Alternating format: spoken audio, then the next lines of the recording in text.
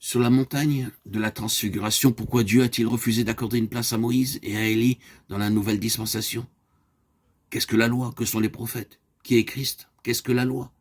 La loi est un ensemble de règles et d'ordonnances qui montrent aux hommes ce qui est juste et ce qui ne l'est pas. Elle prescrit ce que nous devons faire et ce que nous ne devons pas faire. À partir du moment où vous savez ce que la loi requiert de vous, vous n'avez plus besoin d'aller vers Dieu pour le lui demander. Sous réserve de faire uniquement ce qu'elle vous dit, vous n'avez plus besoin d'être en étroite relation avec lui.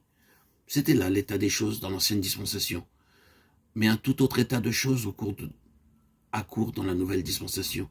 Le Nouveau Testament substitue le Seigneur Jésus-Christ à la loi. En voulant dresser trois tentes, Pierre ne réalisait pas que Christ avait une position unique. Mais plus tard, il fit part de son expérience sur la montagne. Il était nécessaire et vital que les propos impulsifs de Pierre soient censurés.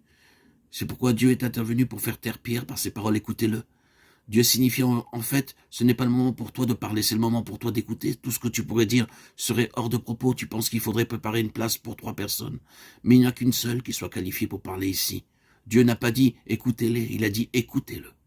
Nous vous avons fait connaître la puissance et l'avènement de notre Seigneur Jésus-Christ, mais c'est comme ayant vu sa majesté de nos propres yeux. Car il a reçu de Dieu le Père honneur et gloire. Quand la gloire magnifique lui fit entendre une voix qui disait « Celui-ci est mon fils bien-aimé en qui j'ai mis toute mon affection ». Et nous avons entendu cette voix venant du ciel lorsque nous étions avec lui sur la sainte montagne, 1 Pierre 1, 16, 18. Avons-nous vu la position unique que Christ occupe dans le Nouveau Testament?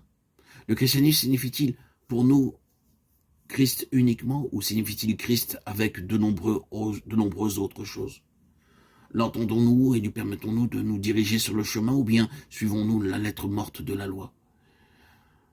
La question n'est pas de savoir ce que la lettre de la loi a à nous dire, mais que nous dit le Seigneur vivant qui demeure en nous. Hélas, la tendance des chrétiens est encore très partisane de la loi, parce que nous pouvons être en règle dans le domaine des exigences externes de la loi sans avoir besoin de préserver une relation intime avec le Seigneur. Nous pouvons acquérir une certaine sagesse en observant les exigences de la loi et cependant ignorer celles du Nouveau Testament qui nous incite à connaître celui qui est la sagesse de Dieu. 1 Corinthiens 1, 24. Celui qui s'appelle la sagesse déclare « Heureux l'homme qui m'écoute, qui veille chaque jour à mes portes et qui en garde les poteaux. » Nous ne pouvons vivre dans la vie chrétienne en dehors d'une étroite relation avec le Christ vivant. La loi, avec ses ordonnances concernant le bien et le mal, ne peut pas satisfaire les exigences du Nouveau Testament.